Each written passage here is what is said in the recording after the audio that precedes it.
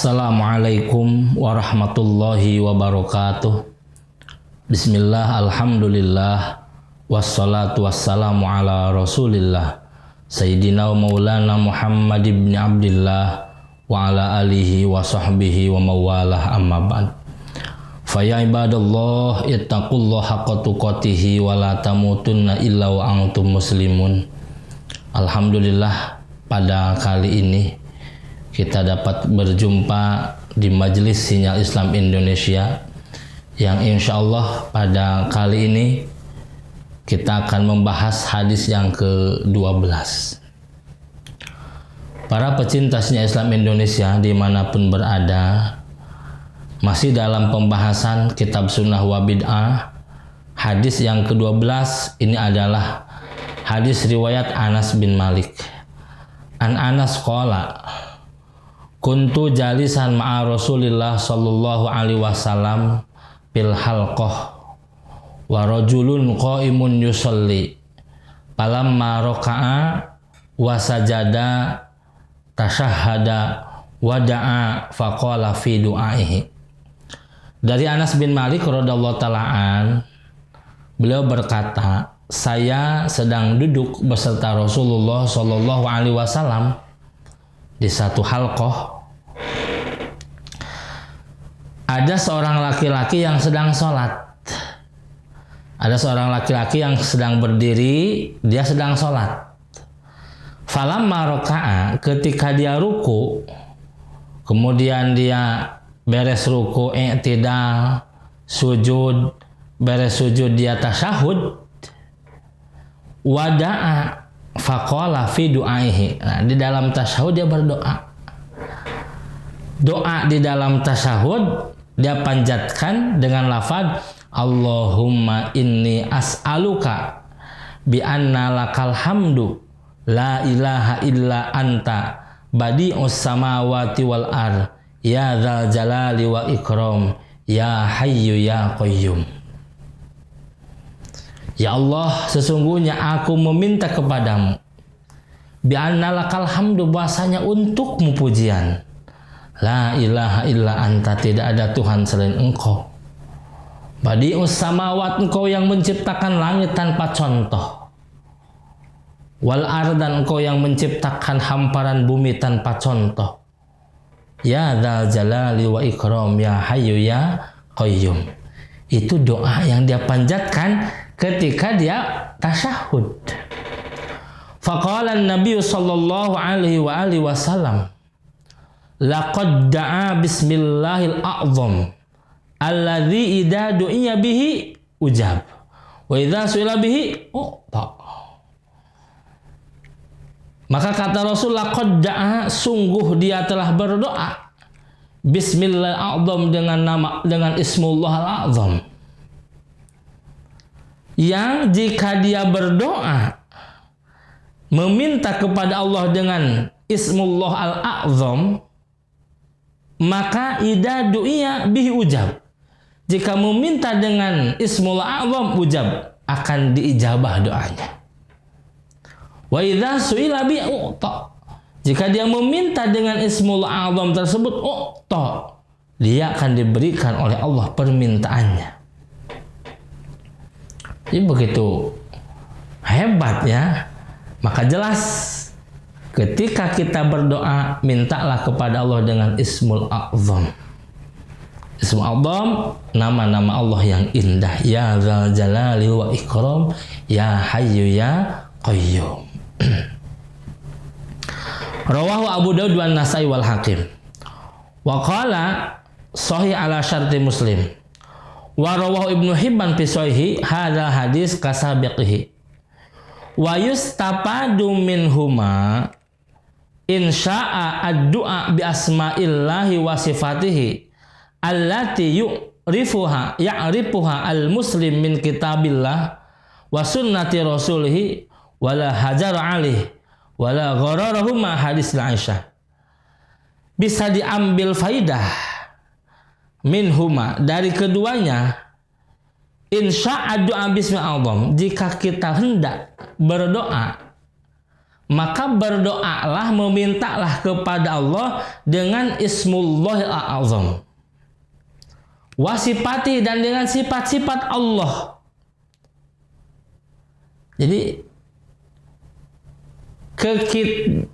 kurang adab kalau kita berdoa langsung meminta tanpa memuji Allah, langsung meminta tanpa menyebutkan nama Allah yang mulia, langsung meminta tanpa kita menyebutkan sifat-sifat Allah. Ini kurang adab. Bagaimana adab dalam berdoa? Etika adab dalam berdoa, maka sebutkanlah nama Allah, ya Dzal Jalali wal Ikram. Sebutkanlah sifat Allah, ya Hayyu ya Qayyum, ya Hannan ya Mannan, ya Badi as-samawati wal ard. Masya Allah.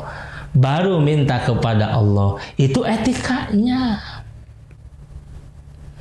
Itu etikanya. Ya seperti kita meminta kepada orang lah. Mohon maaf, kalau ada bawahan, ya minta kepada atasannya tanpa memuji dulu. Datang ke atasannya, Pak, pinjam duit Pak. Kira-kira diberi nggak oleh atasan permintaannya? Tidak akan diberi. Paling kata atasannya nurus tunjung. Nurus tunjung, nggak sopan ini. Minta sama atasan nggak sopan, langsung Pak pinjam duit Pak. Nggak akan dikasih sama atasannya. Bagusnya bagaimana? Bagusnya puji dulu atasannya. Sebut Bapak. Gitu kan, Bapak yang mulia, yang maha dermawan, yang dermawan, Bapak yang mulia, yang dermawan, yang baik hati. Kebetulan pada hari ini saya butuh duit Bapak. Kalau Bapak berkenan dan percaya sama saya, bolehkah saya meminjam uang dari Bapak? Kan gitu, enak bahasanya. Kata atasan, berapa perlu duitnya? 10 juta. Udah kan 10 juta. Ya jangan 10 juta, 3 juta ada nih, 3 juta mah. Nah gitu. Kan begitu. Kalau meminta kada atasan pun ada adabnya, ada etikanya. Minta kepada Allah yang memang betul Allah tersifati dengan sifat Rahman Rahim. Allah tersifati dengan sifat yang Karim. Ya, betul Allah Rahman Rahim, Allah Al-Karim. Ya. Akan tetapi etikanya dalam meminta hendaknya sebut nama Allah yang azam, yang mulia. Muliakan Allah.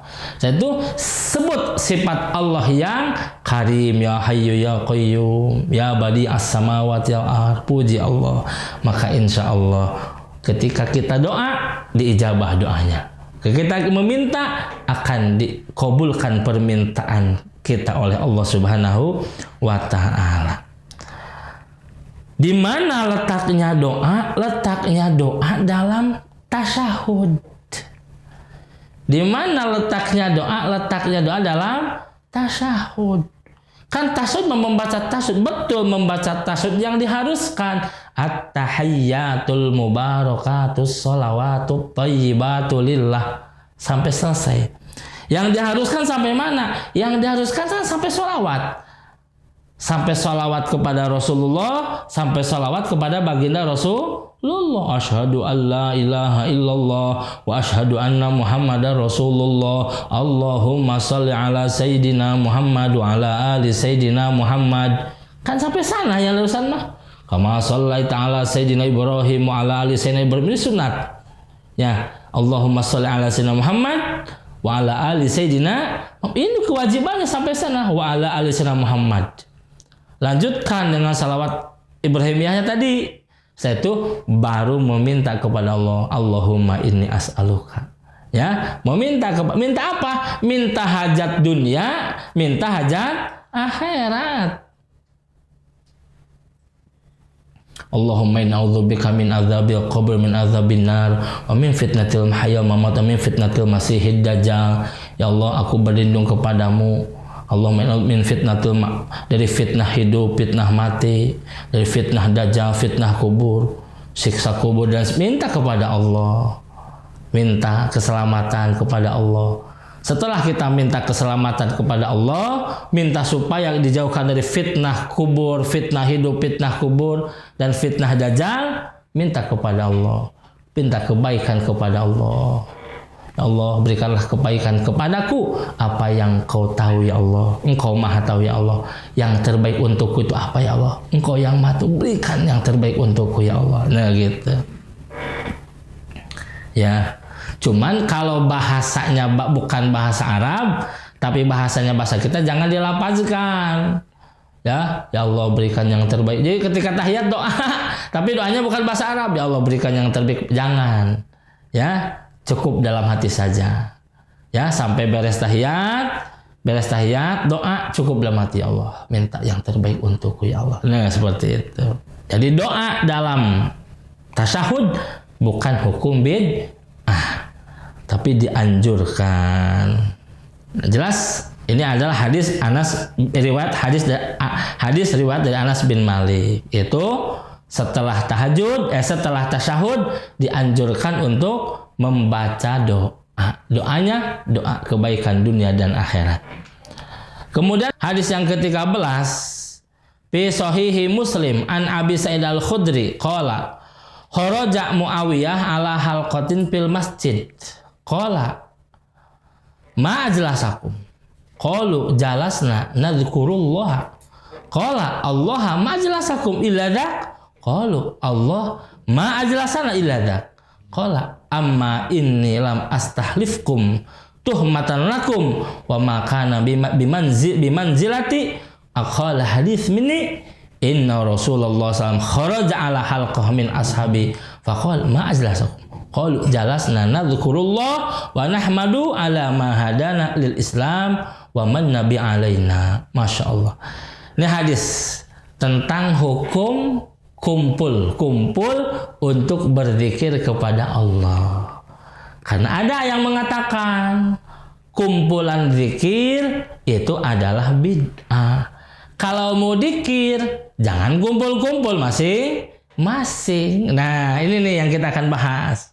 Ya, ada yang membid'ahkan apa? Yang membid'ahkan hukum berzikir, hukum berkumpul untuk berzikir. Seperti mana sih hukum kumpul untuk berzikir?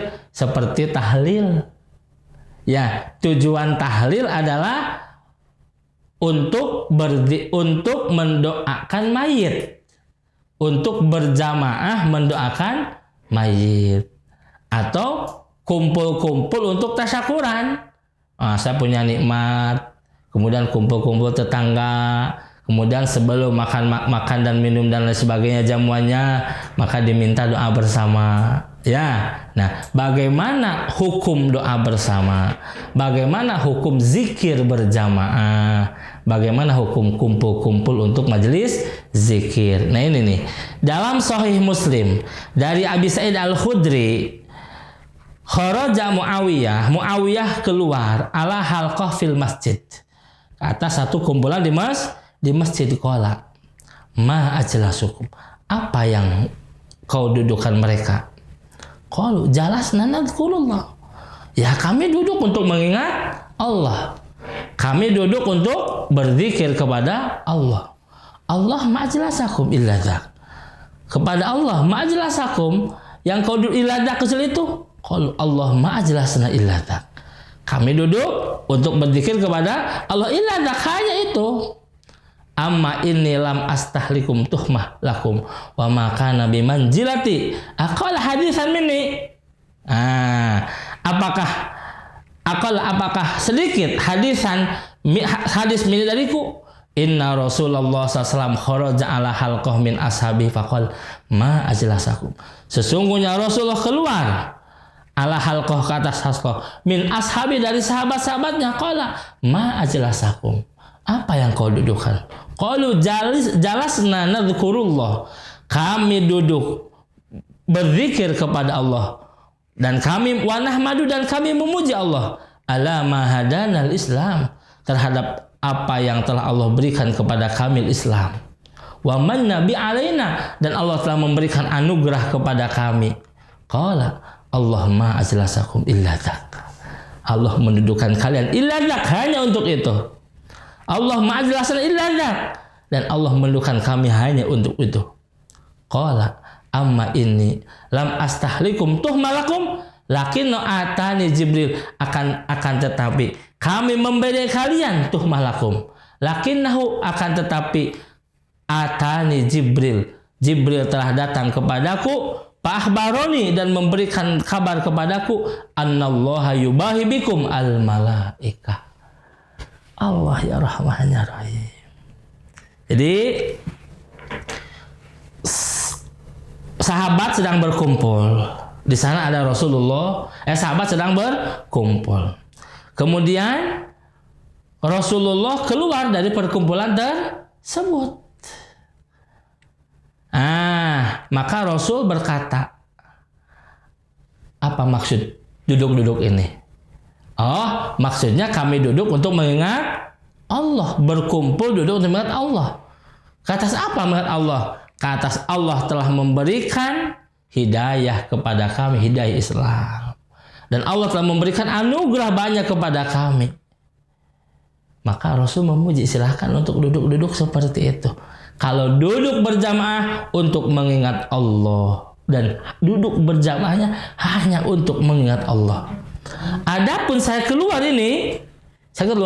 bukan tidak suka, bukan tidak suka. Apa tuh? Jibril datang kepadaku bahwasannya memberi kabar kepadaku bahwasannya annallaha yubahi bikumul malaikah. Allah membangga-banggakan kalian.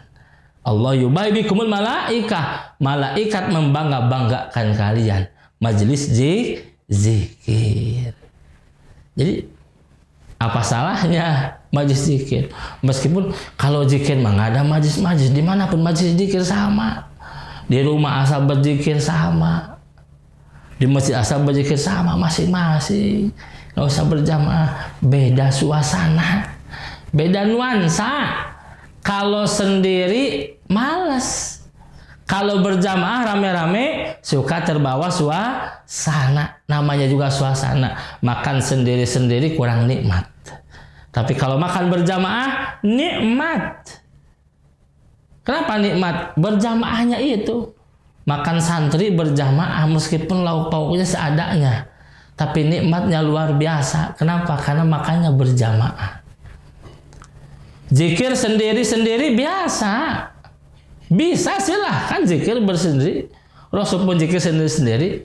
Tetapi kalau berjamaah kan ada suasana lain, ada nuansa lain. Nah inilah, nuansa inilah, semangatnya inilah, suasana inilah yang harus kita bangun. Nah hadirnya majlis zikir untuk membangunkan suasana dan nuansa supaya semangat dalam berzikir. Yang penting Allah ridho. Ya, Allah ridho. Waqad bawwaba lahu an-Nawawi radhiyallahu anhu fi Riyadhus Shalihin, telah membuat bab-bab Imam Nawawi radhiyallahu dalam kitab Riyadhus Shalihin, babu fadli hilaqi dzikr, tentang keutamaan halaqah-halaqah zikir, wa huwa nasun fi kulli istima' ala khairin yadkhulu fi makna dzikrillah. Wal ajib min haula'i al-musyaghibina anhum yamna'una kull istima' biza'mi annahu yudai'a istimat al-masyru'ah fil jum'ah wal jama'ah allati haddada asy-syari wa yahtajjuna bima rawa ad-Darimi. Yang menjadi ajib bahwasanya ada sekelompok orang yang yamna'una kull istima', yang melarang untuk adanya zikir-zikir, untuk adanya majelis-majelis seperti itu.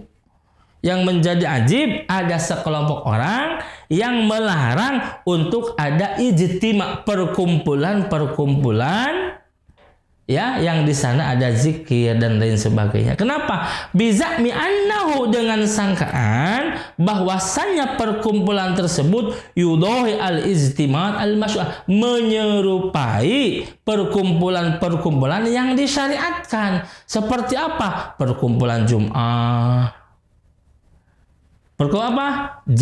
perkumpulan sholat berjamaah. Jadi ijtima' itu hanya dua mungkin. ada ijtima'ul Jum'ah untuk sholat Jumat, ada ijtima'ul jamaah untuk sholat berjamaah.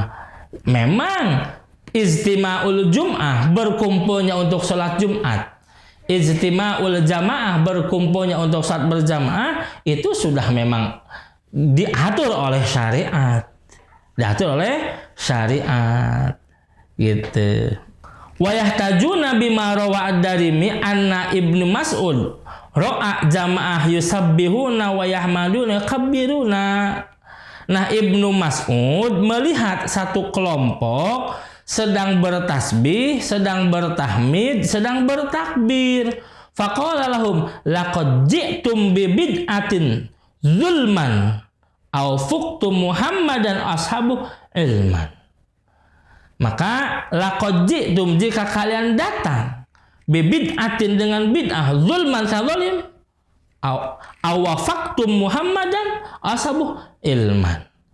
Wa yusarrifun nadri an muballaghi sihati sanad hadal asar fa inna natasa'al hal yamkunu aw yakuna ra'yu Ibnu Mas'ud hujjah ala man hadana min dzikri wal yasu an ayyudha ra'a Ibnu Mas'ud bi mu'aradati ma sahha an Rasulillah sallallahu alaihi wasallam min taqriri kulli istima' ala dzikrillah bal wa hasu ali fi ahadits katsir mutaaddidah yumkinu li majmu'iha an taballuga tawatur al ma'nawi.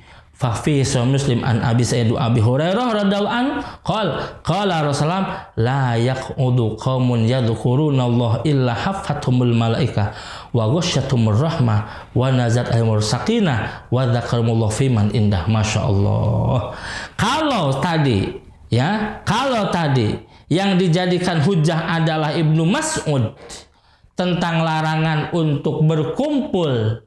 Ketika Ibnu Mas'ud melihat orang yang sedang sekelompok orang yang sedang bertasbih, bertahmid, berkumpul, dan itu adalah dilarang oleh Ibnu Mas'ud dengan kata bid'ah, maka apa salahnya dengan hadis dari Abu Hurairah radhiyallahu anhu? Rasul berkata, la yaqudu qaumun yadhkurunallah, tidaklah satu kaum duduk di sana mengingat Allah, berzikir kepada Allah, illa haffathumul malaikah, kecuali tempat duduknya itu akan dipenuhi oleh malaikat. Wa ghasyiyatuhumur rahmah, dan tempat duduknya itu akan dipenuhi oleh rahmat Allah. Wa nazalat alaihimus sakinah, dan akan turun kepadanya as-sakinah, ketenangan.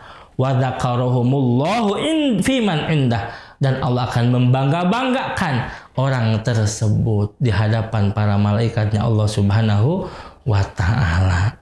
Jadi jelas majelis zikir